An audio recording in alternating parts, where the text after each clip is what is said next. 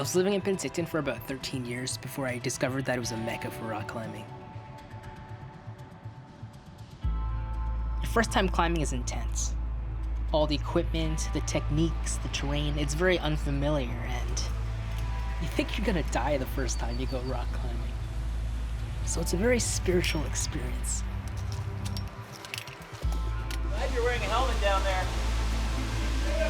I think the thing that attracts me the most to climbing photography is the climber in the photo.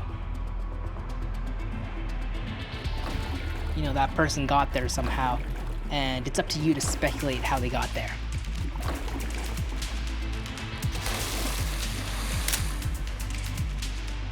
And there's a sense of adventure in that speculation. You kind of imagine yourself being there, what it would feel like hanging from your fingertips.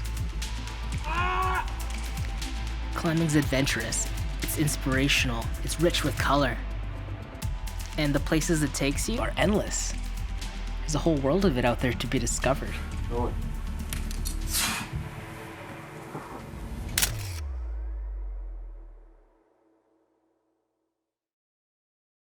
In the early days of my adventure filmmaking, I focused a lot on mountain biking. I was really into it. And I enlisted a couple of my friends, Mike, Stu, and Aaron, and we found this sweet road gap, and we started hitting this thing. And then on the 5th time when Mike did the road gap, his front fork sheared, and he went smashing right into the ground.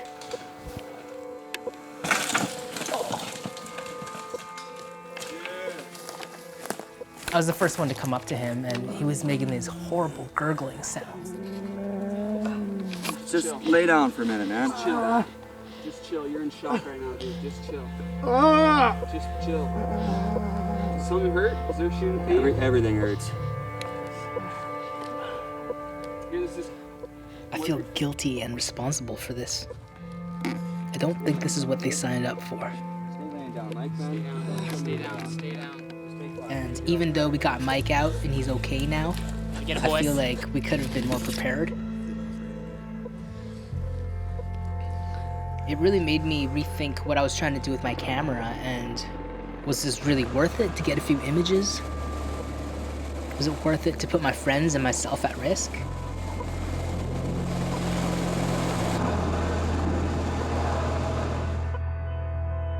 So after that accident, I became hyper aware of these dangerous situations, and I became very timid in my adventures. You know, I'd find myself holding back a lot more, and you know, over time I started to build my confidence back up.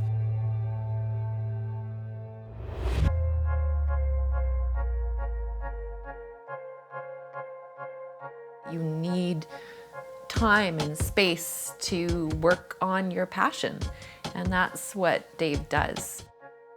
My idea of a good time involves probably a book and a lot of tea. I'm definitely not like, oh, I have some time off, let's go do something dangerous in the woods.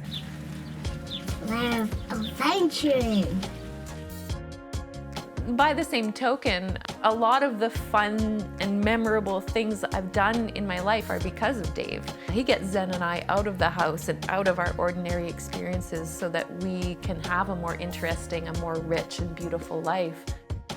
I've always just wanted to support him in doing whatever it is that's making him feel like the best version of himself. So if it's hanging off a piece of string on the side of a mountain, then I have to let him do that. Like, I'm not gonna be the person that tries to cram him into a box to suit my own needs. When I first became a father, I figured that I should probably go out and get a cookie cutter job. But, you know, it made me into an unlikable person, and it was negatively affecting how I interacted with my family and my friends.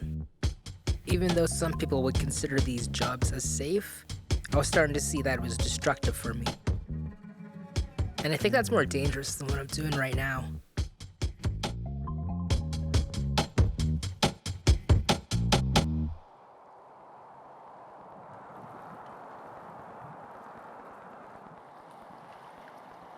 It's become a family tradition to do a pilgrimage to Squamish every year. which is pretty much the climbing capital of Canada. This year, I got the opportunity to connect with Alex Ratson, who is a local climbing photographer.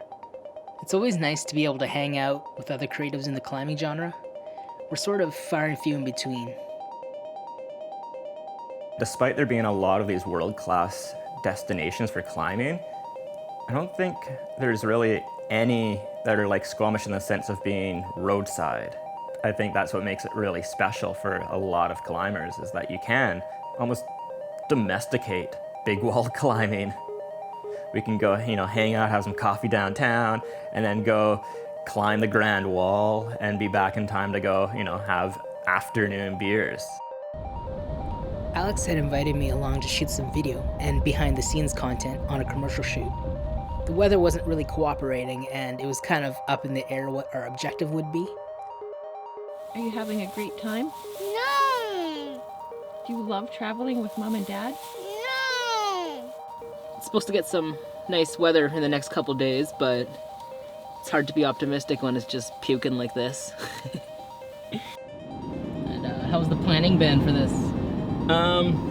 Organized in a very unorganized way, not knowing what we're truly going to do, but I think we know now. That's our ride.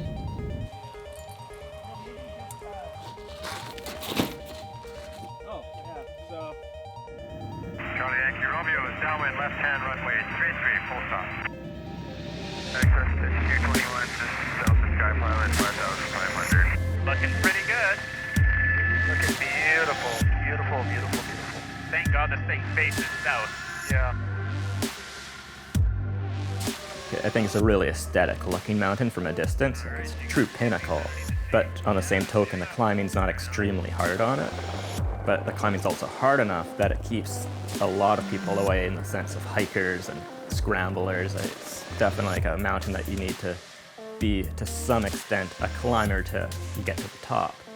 Which, like, you think even the Chief, you get to the top of the Chief and you have this cool climbing experience, but as soon as you're up there, there's hundreds of tourists, and they're awesome. I don't want to knock on them, but they have no relation to climbing. It's almost a bit of a buzzkill, because like, yeah, this is like sweet climbing route, meeting up climbers while climbing, and then you get to the top, it's like, oh, so many people. And that's something when you get to like those Habricks of the world, you kind of wean out that crowd, and you get to the top and you feel like you actually are having a true intimate moment in the mountains on top of something.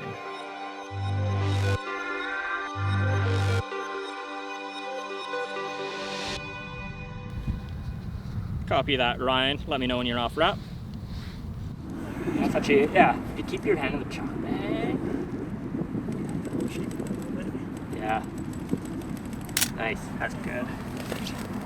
Boom, dude. Beautiful. What is that guy? It's a medium format. Film's just super unique compared to what everyone's doing on the digital side. And because each shot is costing you over $1, you also, make those shots count a bit more. You don't just pray and spray like most people do with digital cameras nowadays. Can you guys be looking up attentively? Nice. If somehow you could get those sweet shots of like a climber on this remote peak, if you could get that without having climbing skills, it wouldn't be near as special, and a lot of people would have that photo. But the fact that there's this gatekeeper of having to be somewhat decent climber that can work almost on their own in that environment, that's what keeps people out. So you have to make sure that you're able to get past that gate of climbing skills and strength.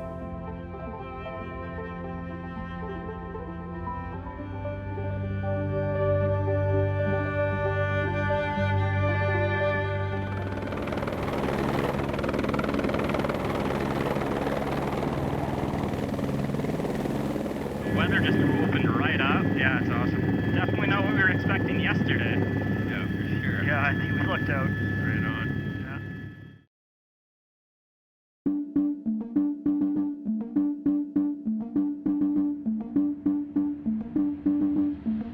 Yeah. Honestly, I think I'm a better photographer than I am a climber. And some of the climbs that the people in my photos are doing are well beyond my skill level. So I get to live through them vicariously. As the climbing photographer, you have this whole other set of logistics you need to consider, like how to get ahead of the climber, what position you need to be in, how to make it safe, all the while trying to get an exposure and not dropping your camera.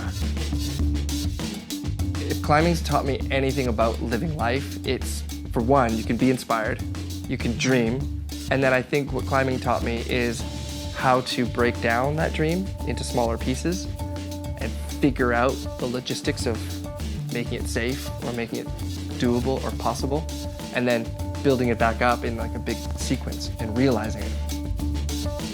As a rock climber, I try to be a minimalist as much as I can. I generally don't like big, heavy, bulky packs, and so I tend to go out with just what I need for climbing. But a photographer has a whole nother kit. I mean, it's not only the climbing equipment, but then of course it's the batteries and the lenses and the glass and it always just kind of catches me off guard. I'm like, you're gonna carry that? Like, we got an hour-long hike to do. I'm like, yeah, no problem, it's just part of the job.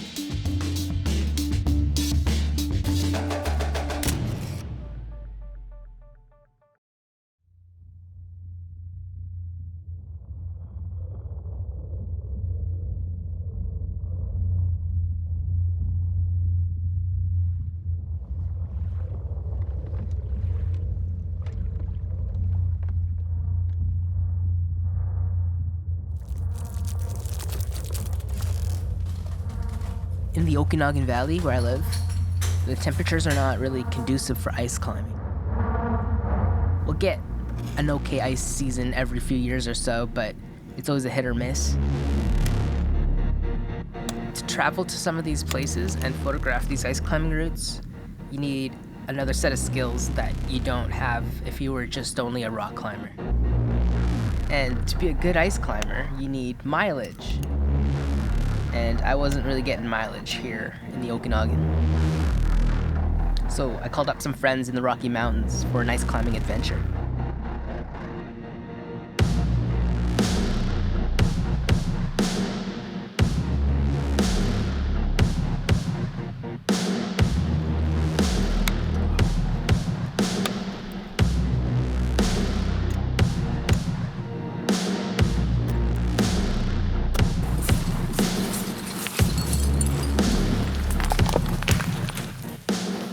There's like hundreds and hundreds and hundreds of routes in the Canadian Rockies, and there's still hundreds of routes to be explored. When everyone, else is dreaming of ice climbing, there's always kind of like ice climbing to be had in the Canadian Rockies.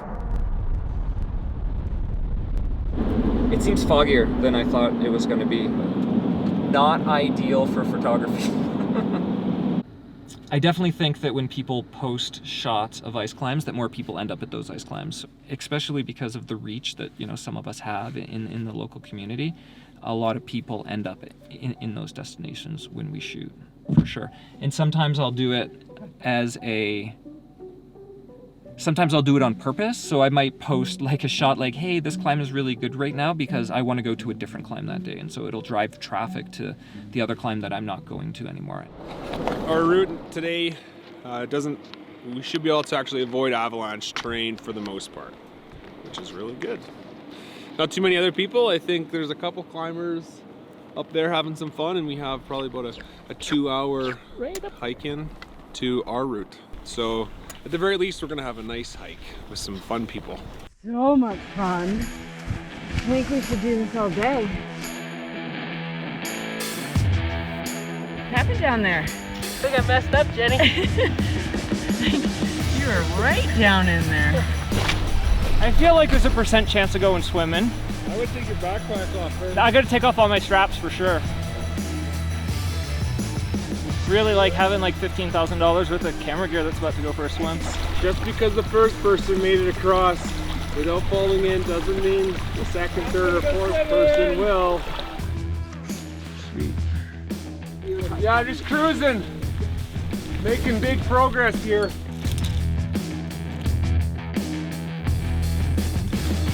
Like make an ice anchor and I'll pendulum into it or something. Just be cognizant that they're below us when you come down to not knock ice on them.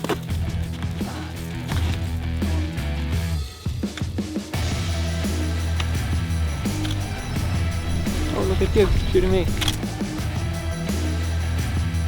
Like often my camera's always packed with snow, like this is packed with snow, snow. Snow gets everywhere. Always keep it facing down. Connect, ta-da, and hopefully you don't have any snowflakes. Give her.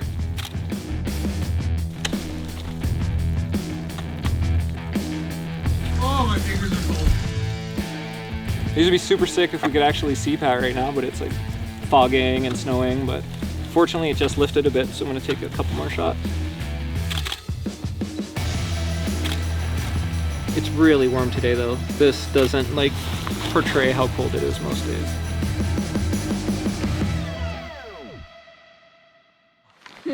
Nighttime, end of adventure, almost. What time did we get here? It was 11 hours of solid movement with like big packs and 20 to 50 centimeters of trail breaking.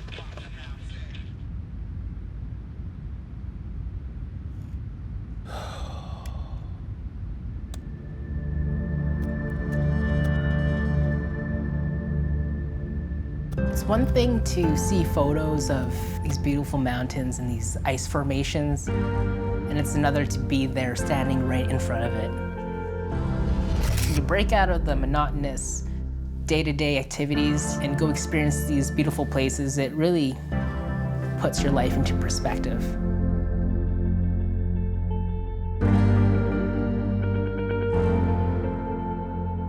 I can view things more clearly at a higher elevation. I can recognize that lake is just water molecules accumulating at the bottom of the valley. It becomes apparent that I'm just a little puzzle piece, and I can start to get a sense of how I fit into the bigger picture. And I think that's what a lot of people are looking for. They want to know how they fit in this world.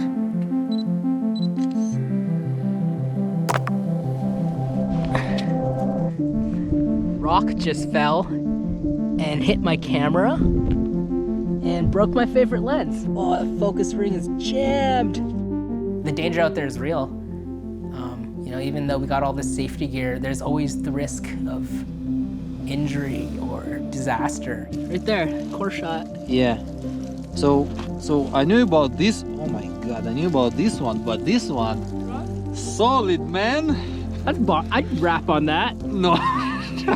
Well, we just did. After coming back home from the Rockies, I had a pretty dodgy ice climbing season. Harder than it looked. Right? Yeah, it's I was like, when the pump came on at that same spot you took a hang.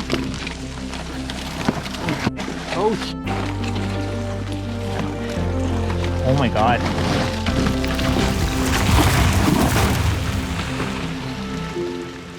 Well, I guess no one else is climbing that.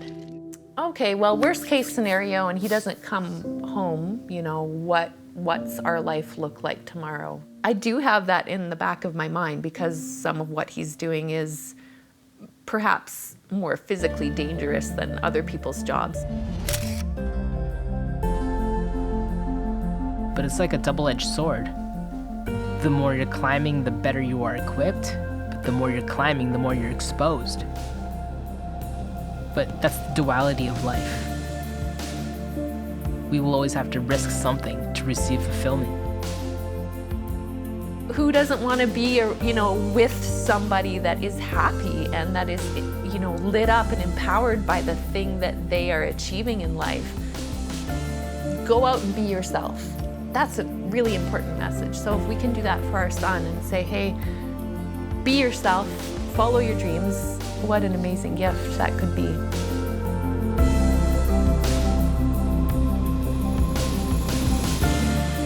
I'm not advocating everyone to go out and go hang off a cliff. What I'm saying is go pursue what feels honest to you.